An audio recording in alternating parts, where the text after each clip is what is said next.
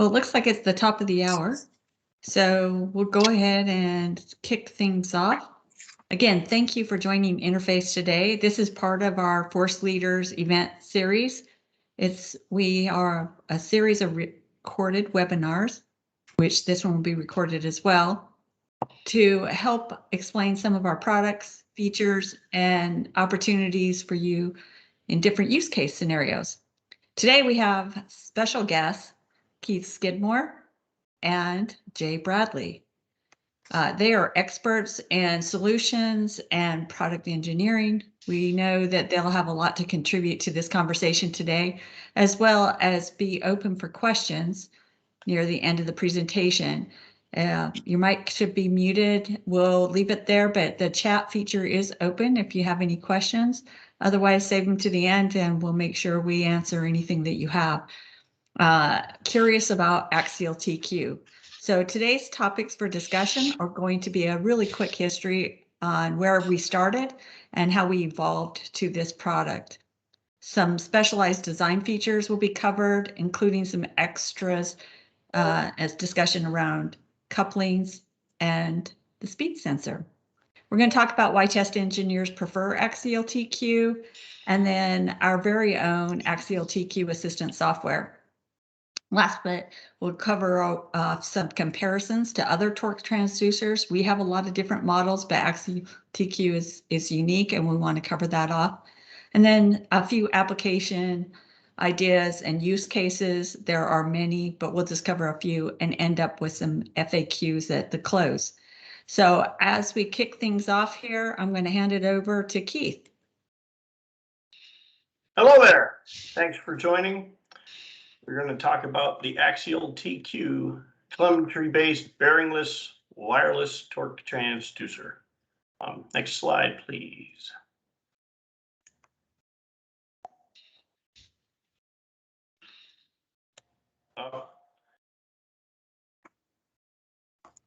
Oh, sorry, I was on the wrong slide. So a quick history and evolution of the ATQ. So initially, Interface offered what we called our model HRDT, a high-resolution digital telemetry sensor. It was launched in 2009, over 10 years ago. At the time, it met the needs of the market. It was basically designed to address certain asks from some of our customers who are using other products. It was kind of a little bit of an art project, hand-wound coils. It was designed such that there was a banana-shaped stator. So instead of a full loop, it was a about 120-degree coil held quite closely to the rotating element for power and signal transfer. We did have some integral coupling options, but they were limited. We had assistant software, which was provided and included. It was allowed certain amounts of configuration and very limited data logging. We did sell hundreds of these and got a lot of feedback from our customers and learned a lot during the lifetime of this product. And we were able to take that information and kind of transfer it over to our latest product or latest iteration, which is now called the AxialTQ. Next slide, please. So, what can we do differently with this new design that would optimize some of the functionality of the initial design? And one of the things was DIN size optimization, learning from some of our customers, some of our capacities versus DIN sizes were a little less than optimal as far as, maybe potential slippage of the rotor in the system. Also, we came up with a little shorter stator to allow, better installation options and more variety of applications. Also, we have a lot more widely available coupling configurations now, and much more advanced software where the software has quite nice logging and data collection capabilities now.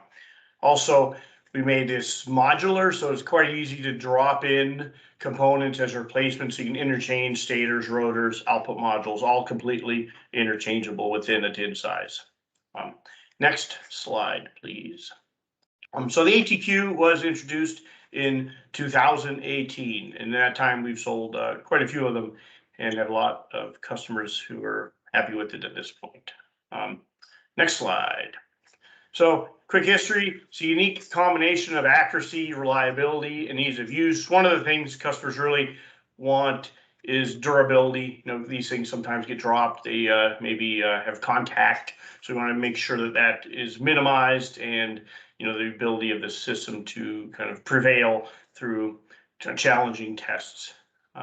Designed for automotive, energy, aerospace, many industries. Basically, anytime somebody's doing any testing that requires rotation, rotational torque, these bearingless torque sensors are quite attractive.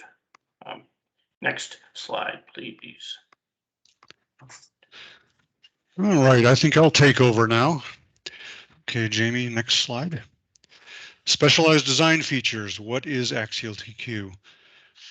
Wireless rotary torque transducer is designed and optimized for test and production applications. So we've tried to make this as crash-proof as possible. Very often in rotating torque applications, there can be vibration or pulses or things that cause the transducer to actually move. And since the stator part of it is non-contact, it's not connected to the system, it doesn't move with the rest of the system, and crashes can occur.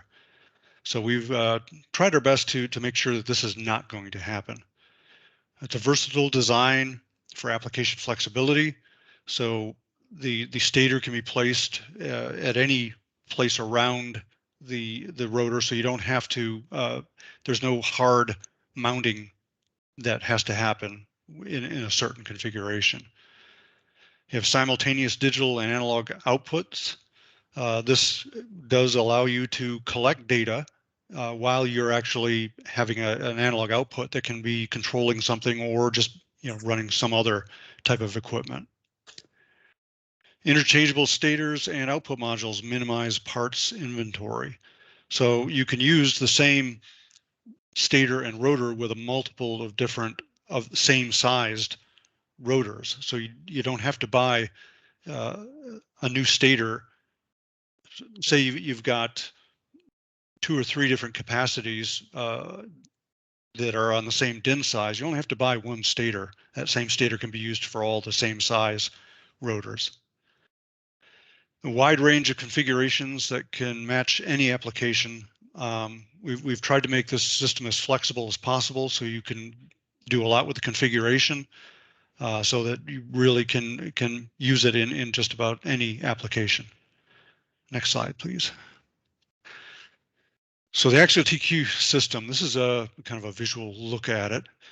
So the rotor and the stator are together at the spinning part where the actual spinning is taking place. The output module can be located elsewhere. We show a very short cable on this picture, but this is one change that happened over the old HRDT system. The HRDT used a USB connection between the stator and the output module, which limited us to basically 15 feet of cable without using repeaters and other things that, you know, that had to go in line with that. This uses RS-422, so it can go hundreds of feet if it has to. The cable length is really not an issue. Although obviously if there's a super long cable, you would lower the speed at which you could transmit data. The analog outputs, sorry. So anyway, there's a computer connection that allows you to hook up the software and do data logging and things like that. All right, next. Specialized design features. So drop-in replacement for similar products on the market. We've tried to make this as compatible with some other things that are on the market, so that if you want to put in an AxialTQ in place of what was already there, it can be done fairly easily. We use field-proven flexure design for reliability and accuracy. Interface has been making transducers for 50 years, and you know, we have, well, 10 years of the HRDT, but you know, we've been doing this same kind of stuff for a long time, so we really know what we're doing. Improved accuracy using up-to-date interface designed electronics and software. When we decided to do this, we said, well, the technology we were using on the HRDT is older stuff. It's 20-year-old technology. Let's get some up-to-date stuff. So we worked hard on that. The rotor stator coils are designed using printed circuit boards for durability. The old hand-wound coils we had, we noticed that there were some times when they could get damaged a little bit more easily than we would have liked. So we went to using very thick printed circuit board material boards for these. The actual active parts of these are inside of the edges, so even if it hits something, it's not going to damage it to the point where it can't be used. Industry-leading gap that prevents damage to the rotor stator system. This really increases the reliability. I mean, the HRDT, we didn't have too many problems with that, but I mean, any problem that interrupts the customer's use is too many. So there again, we worked very hard to make this very rugged and reliable. And it's easy to install, configure, and use. Next, please. The rotor assembly. The rotor sensing element and the electronics are the heart of the ATQ system. Basically, I mean, this is where it all happens. We store the calibration on the rotor, so it can be left in place even if the other parts are changed out. If you replace an output module, as soon as it's powered up, it'll automatically download the calibration data from the rotor and configure the system with that. We use basically our very well-proven strain gauge bridge system for the transducer design. This is basically based on the 10 years of the HRDT, so we've got a pretty good faith in that this is a good, reliable system.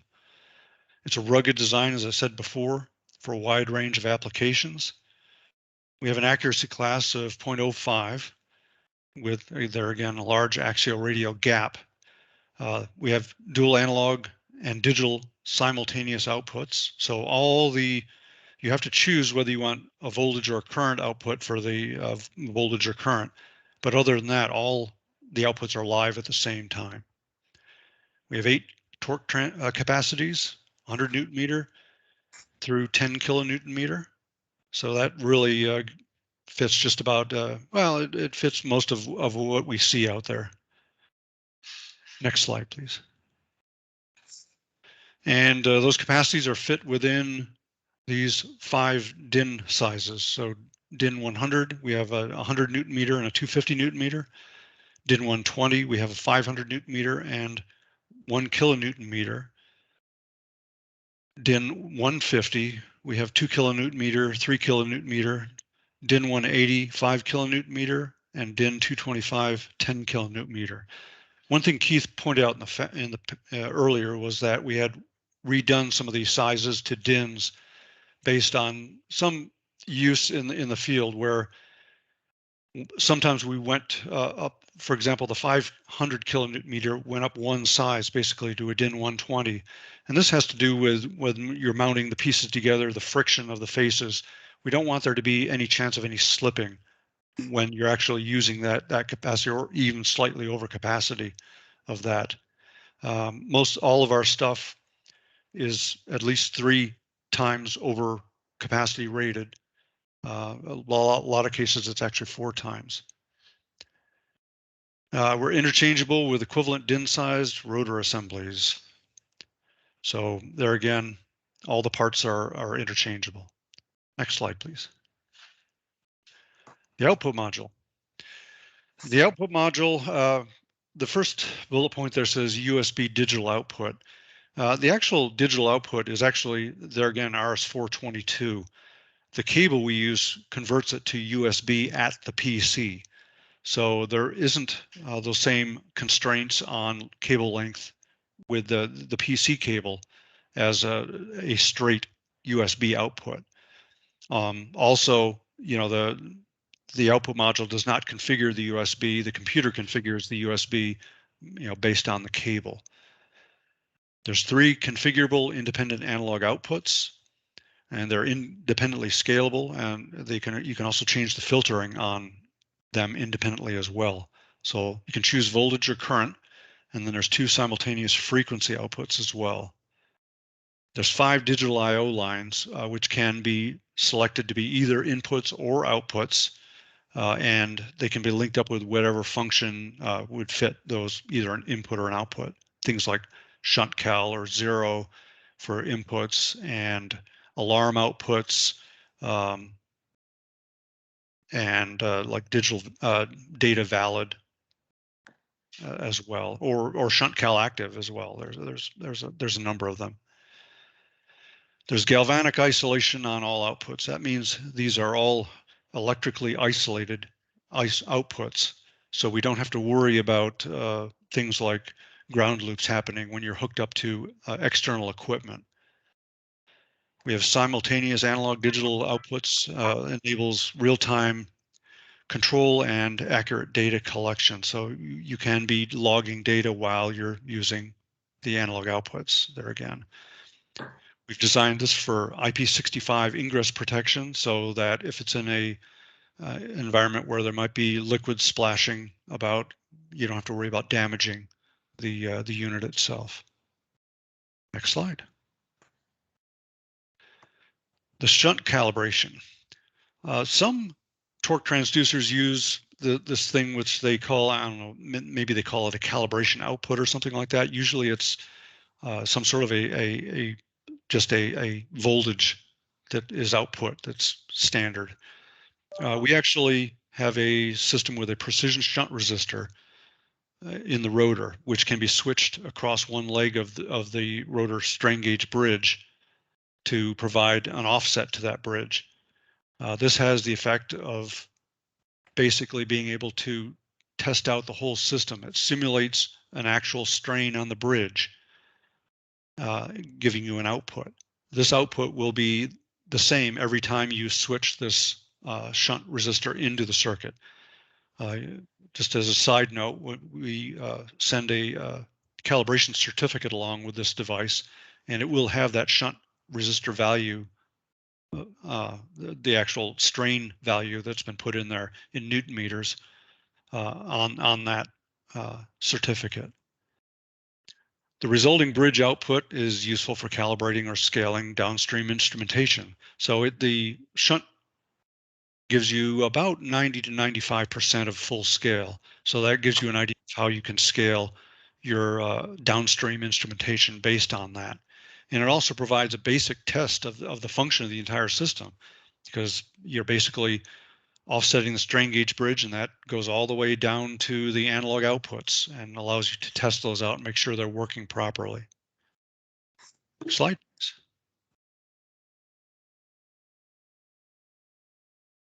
On to Keith. On to Keith. All right.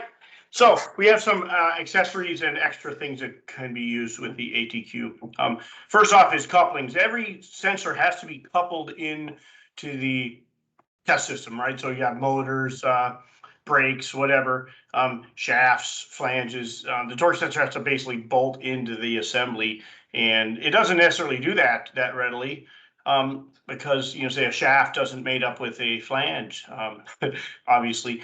But we also say that couplings are required in these rotating systems, and couplings are not just rigid mounts, but they're flexible couplings that allow for misalignment.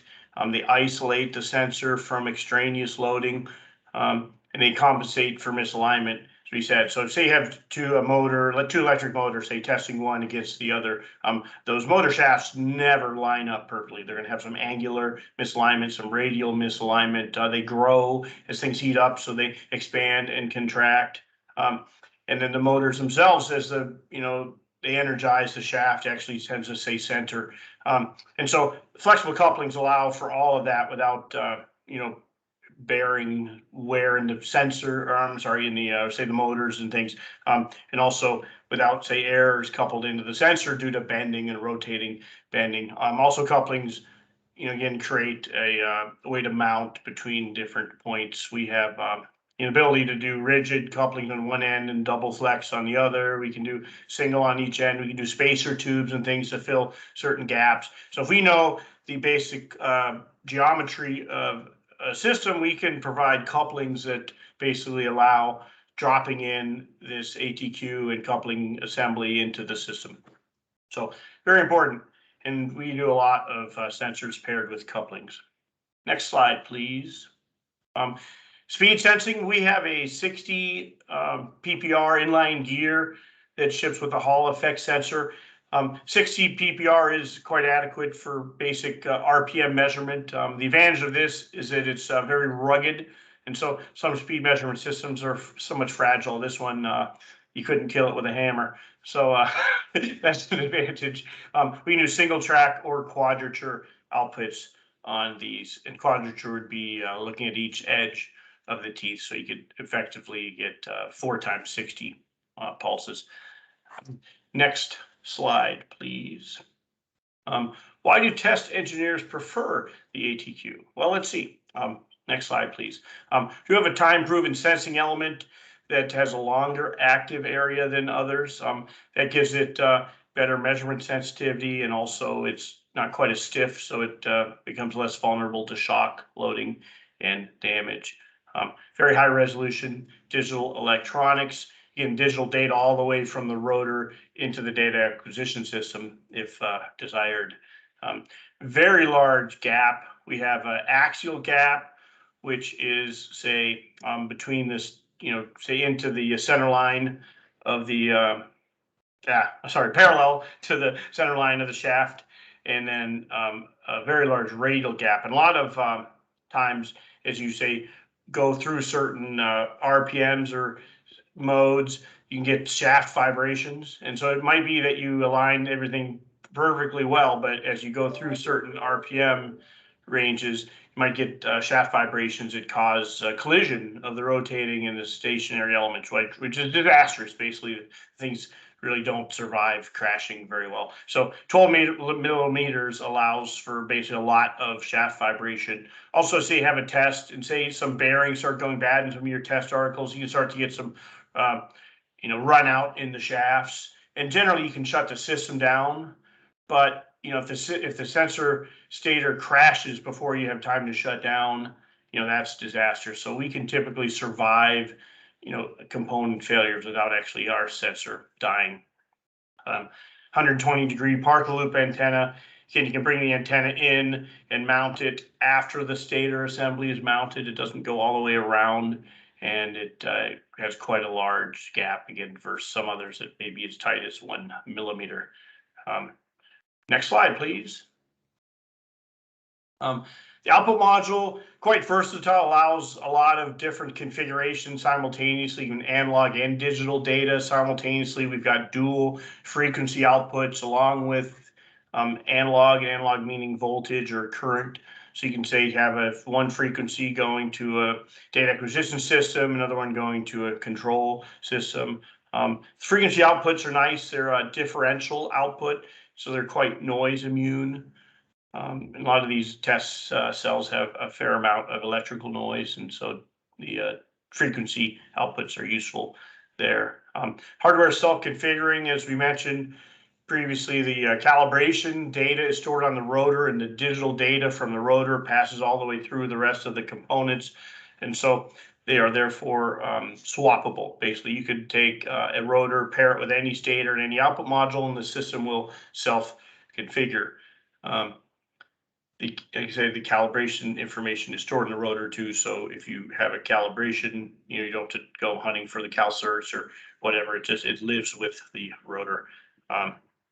Communicate through a proprietary 2.4 gigahertz link, and that allows two-way communications. We can do rotor configuration. We can update software. Also provides high-speed data transmission of the digital processed torque value. So basically, you get Newton meter values coming off the rotor, digital counts that are related to Newton meters.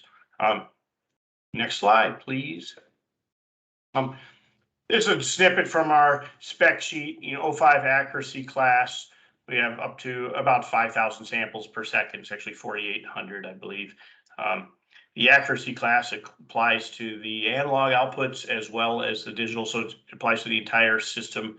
You can see we have the different DIN sizes, different capacities in any particular DIN size, and we have rated RPM limits. Next slide, please. Assistant software. I'll pass this one back to Jay.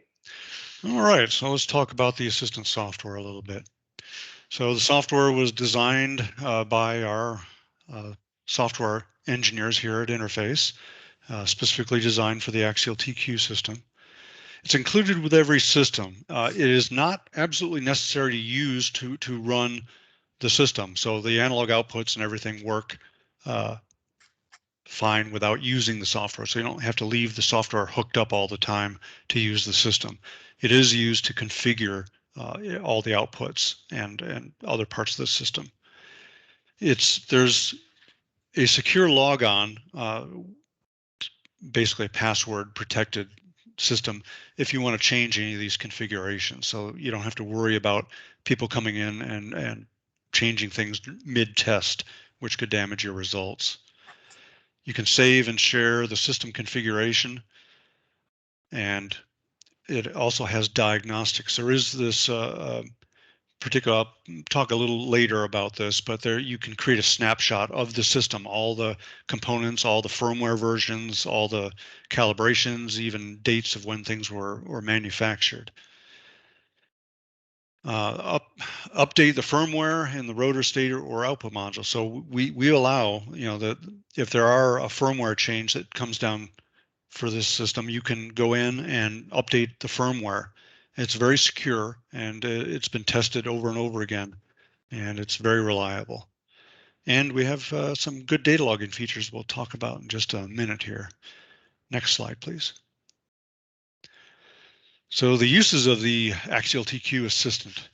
So you can live monitor the data as it comes in. You can also configure the system. This is a page that's shown here is the configuration page for this. And you can configure, select whether you want to use voltage or current as that particular output. And then there are two additional frequency outputs, as you can see on the thing, or you may be able to see on there. You can select filter settings for each of those independently. You can also choose scaling of the output, basically the amount of the transducer's rated output range that is used as the analog output. We also have the digital I/O assignments below that can be chosen as inputs or outputs, and you can assign a function to those. Okay, next slide, please. Benefits of the AxialTQ Assistant. This gets into some of the data logging part. There's a very robust data logging that we've put into this. You can select different triggers to start the data logging. It could be time-based, it could be event-based. You can also select a number of different ways of the duration of the logging, length of number of samples, time-based, or they're again event-based. This is all stored in it creates a CSV file that can be imported into Excel. So you'll have all this data basically at your fingertips. And it allows you to do a lot of troubleshooting. The system information, as I said, is a very nice feature where you can create the snapshot basically of the whole system. If you have to talk to Interface about a problem you're seeing, you can basically output this snapshot file and send it to Interface, and we can take a look at that, as well as the data log file as well. So that allows us to do a lot of good troubleshooting if necessary. This last bullet point is a little misleading in some ways. That we use the word crosstalk. It's not really crosstalk. It is interference on the radio link. So we have the ability to change to a different radio channel that if there happens to be interference. It's 2.4 gigahertz. So there's Bluetooth transmitters out there. There's Wi-Fi. There's a number of different things that could affect the data transmission. So if you're seeing interference with the radio signal, you can change to a channel that might be clear. And that doesn't really happen very often, but the opportunity is there if you need to do it. And to reaffirm again, when we say crosstalk, this is not affecting the quality of the data. Whatever data comes through is good. It does not change the torque readings in any way. It would just make it so that you wouldn't get as many data packets through as you would normally get. Next slide, please. I think this is Keith again. All right. So AxialTQ versus other types of torque transducers. So AxialTQ is a bearingless telemetry-based flange type sensor. So many other types of sensors are shaft style. Of course, we sell a lot of shaft style torque sensors. So the advantage of something like the ATQ is it's much shorter installed length. It doesn't have any bearings, so there's no bearing friction in the measurement. There's also no bearings to wear out. So you have overhung moments and various things, bending, things that can actually affect the bearings in a sensor. Clearly, you don't have those issues with something like the ATQ. It was engineered as a complete torque measurement system. So again, rotor, stator, output module, software, all included. It's designed really to provide a complete system solution, including the the couplings and installation.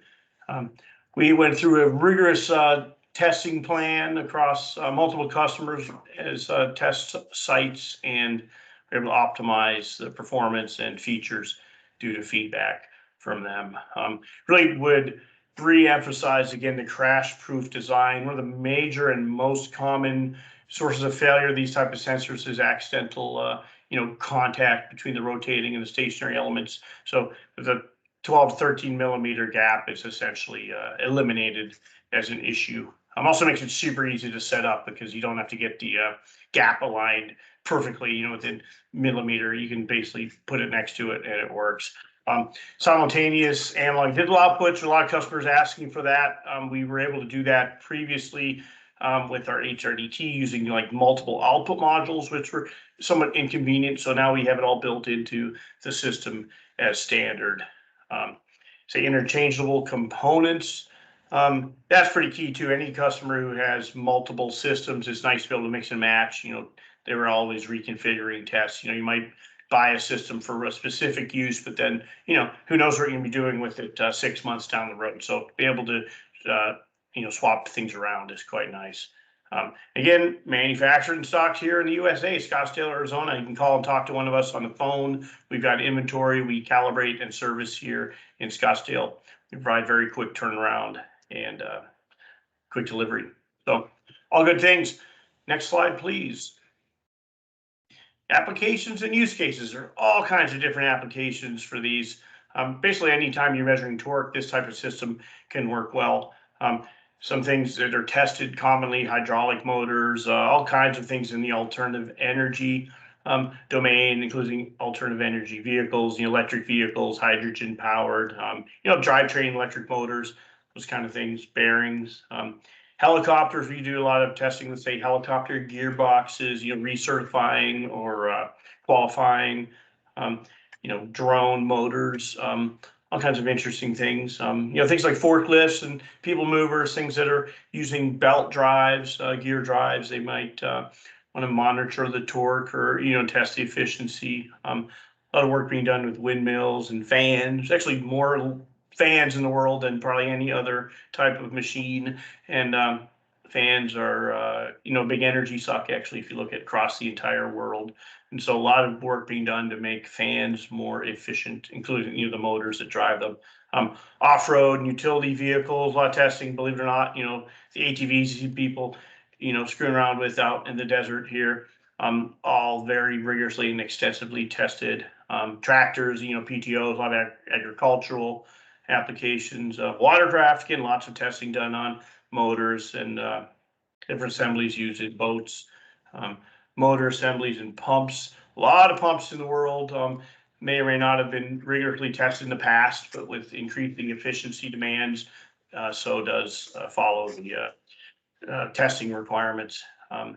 They motors, appliance motors, again, all over the place, consuming electricity, trying to reduce the efficiency or increase the efficiency of electric motors and all of these little devices.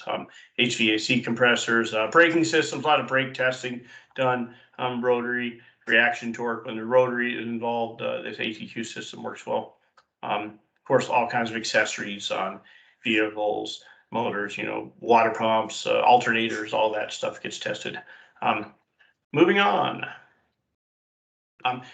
Just a quick example of one of these in an engine dynamometer. You can see we have an electric motor used as the load, have the internal combustion engine being tested, and then we have the ATQ in the middle, and it's coupled in, so you've got a shaft on the motor, or a flange with a shaft coming off it, and then you also have the shaft on the motor, and you see we can drop an ATQ in with couplings to allow it to fit right in. Relatively short assembly.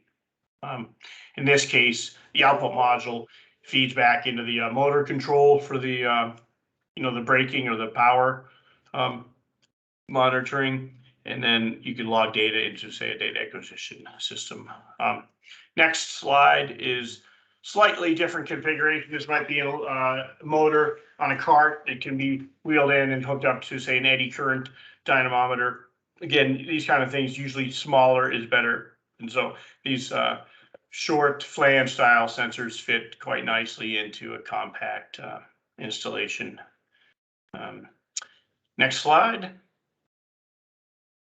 Other uses, lots of, obviously engine development testing. End of line testing is interesting, where a lot of components are 100% tested at the end of line. So it could be a transmission or a gearbox, or even a combustion motor, where they take an electric motor and they spin the crank, and you can look at the torque profile as it spins. The valves open and close. Maybe they pressurize the system with air and crank against it, and you can have a profile. Does the system pass or fail? If it fails, maybe one of the valves is installed improperly. Maybe there's a bearing missing. Believe it or not, those kind of things happen. So lots of end-of-line testing, drivetrain testing in labs. They're always trying to squeak out the last little bit of efficiency in a lot of these systems, gearboxes, transfer cases, whatnot. Get accessories, pulleys, water pumps, fuel pumps, anything that spins, consumes power. So a lot of testing involved with those. Lots of electric motor testing, all these new electric vehicle manufacturers. You can think of people like Lucid, Tesla, Nikola. Any of those guys are doing a lot of testing.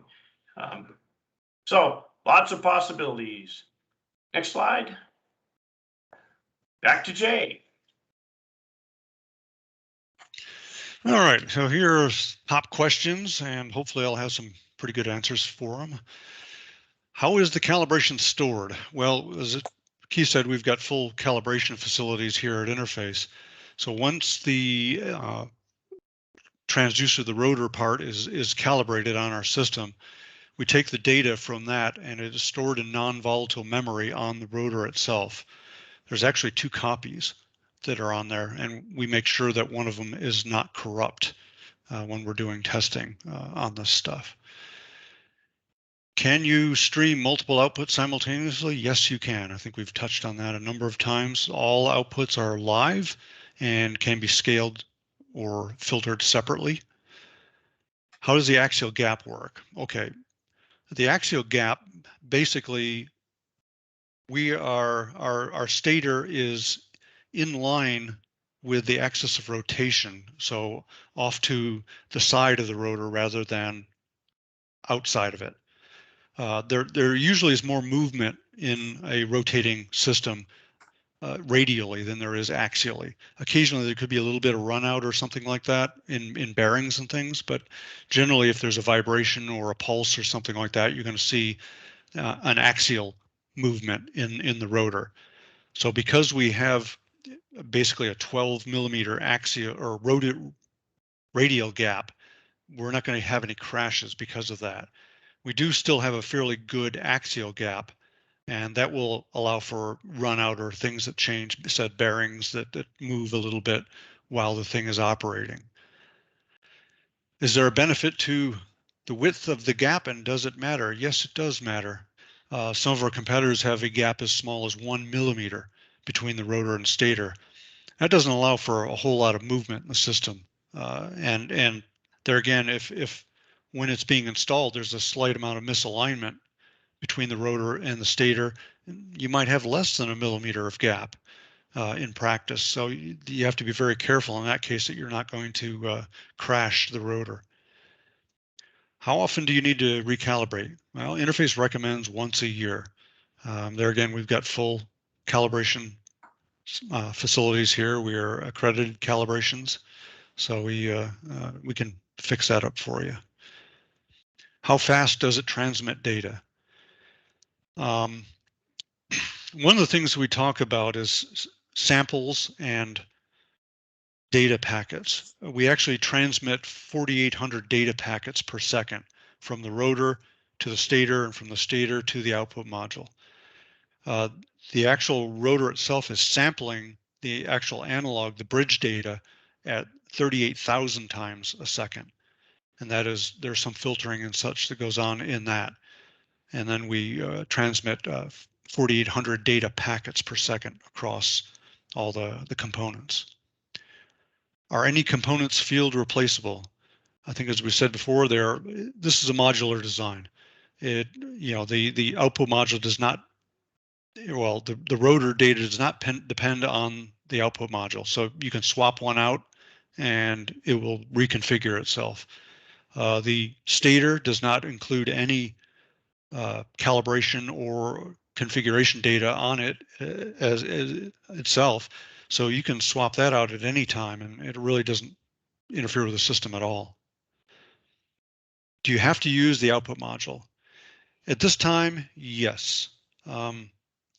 Realistically, the data coming from the stator is just digital torque data, but it is scaled in ADC counts rather than in Newton meters. The Newton meter information happens at the output module, and that all is dependent on the calibration that is stored in the rotor itself. The rotor also has what its rated output in Newton meters is, so the output module knows that this many ADC counts is this many Newton meters from that. Do you have inventory of the components for the AxialTQ in Scottsdale? Yes, we do. As Keith mentioned, we have a full inventory here. We also have repair and recalibration facilities as well. So everything can be done right here in Scottsdale. And that's all I have. Jamie, are you going to take over now? Sure thing. Thank you so much. And if anybody has any questions that they'd like to ask Keith and Jay, obviously they have a lot of technical knowledge that they'd be willing to share, but you can use the chat feature here, or feel free to reach out to us after this event, and we'll be happy to address any questions that you have about AxialTQ or implementing this type of solution. There are a lot of resources online. On our new website, you'll find the data sheet with specifications for the product. We also have the software, technical support, an overview if you need to share that with someone else.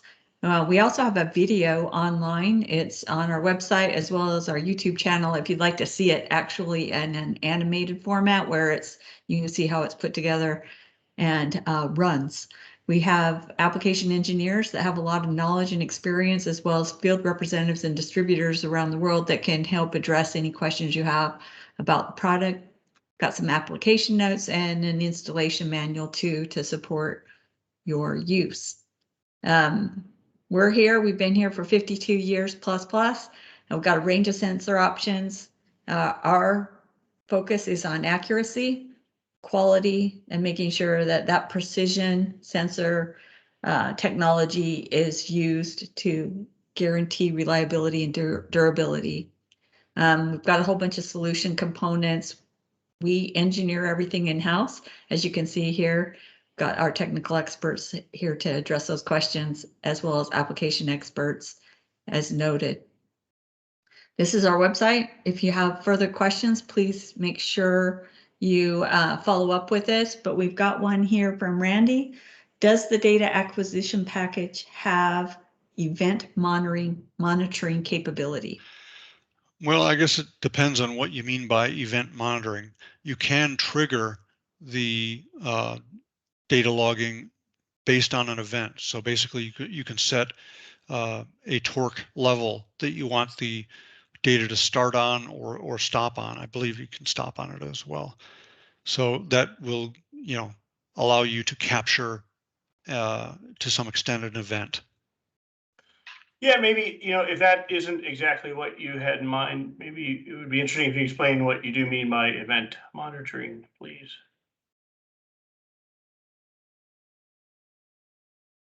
See if Randy comes back with some Typing. further detail.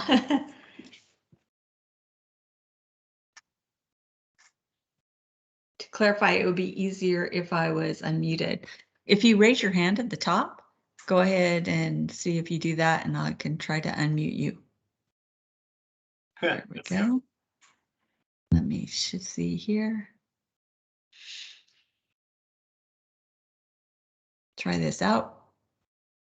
All right, Randy, can you?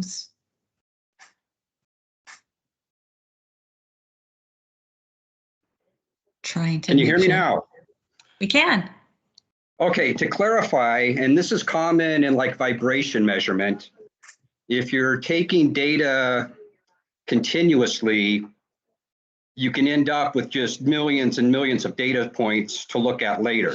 Normally with an event monitor, what it will do, it will take either, and I'll make up the situation, either like a second's worth of data, a certain number of data points, either on one or all of three events. Typically, you'll set a period of time.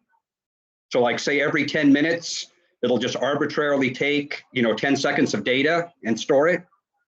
If there's a change in RPM, it'll take the data for say 10 seconds, that kind of thing. So basically, when you're going back after several days, say you've had this motor running continuously for a week, instead of having to look through a week's worth of data, you will just have data, say every minute you can look at just to make sure it looks fine, and you will have data anytime an event such as change in RPM happens.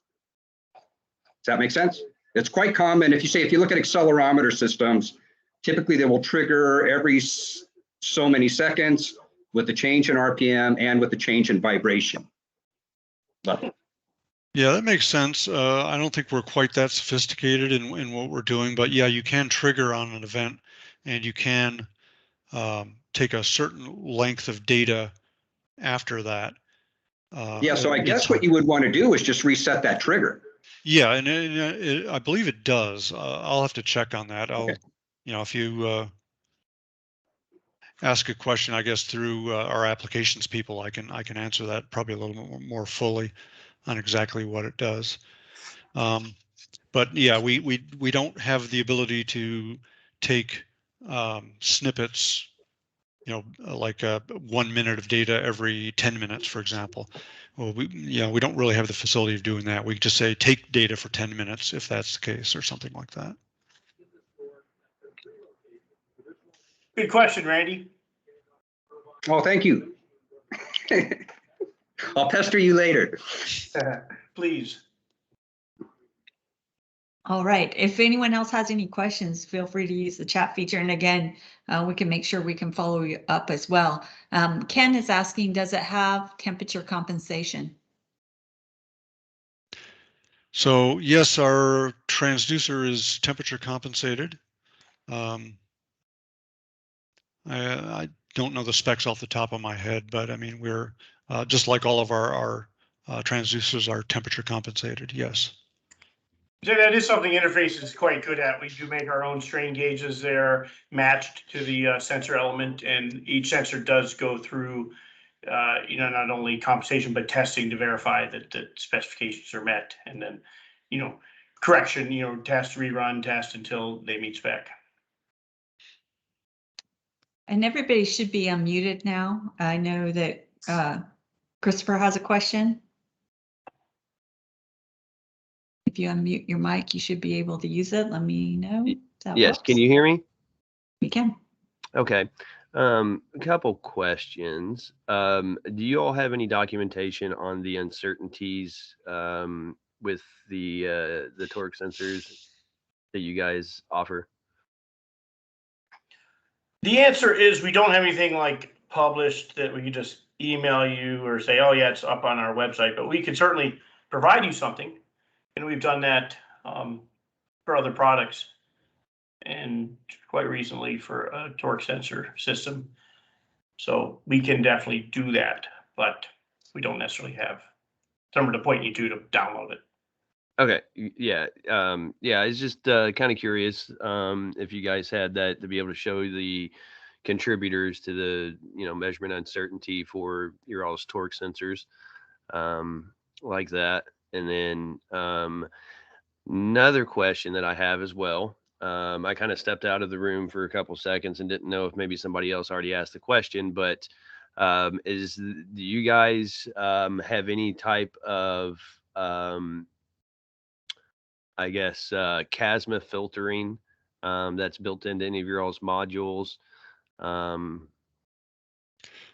No, basically, the only filtering we use is basically an exponential filter on the data.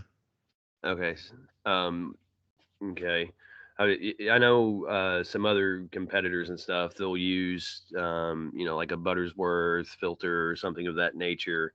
And then if you have an encoder speed sensor, then there's other people that also have Casma filtering in it as well. So I was just curious about your all's filtering capability.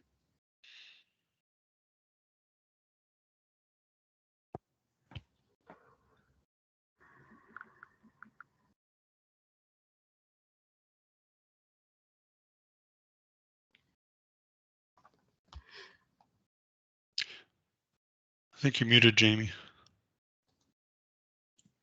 I was saying, if you have any further questions, feel free to add them to the chat. This will be recorded and posted online, and we'll as well email the recording out for any reference. Our next event we're planning for will be in November, and we'll be talking about multi-axis and instrumentation. So as with this event and all our others, you can find them online. Thank you so much, Jay, Keith. It's been a very interesting and informative conversation. I know we'll have follow-up with others, so feel free to let us know how we can help you. And if there's any questions that you have, we're here to help. We appreciate your time today. Thanks, everybody. Yep. Thank you. Thanks so much.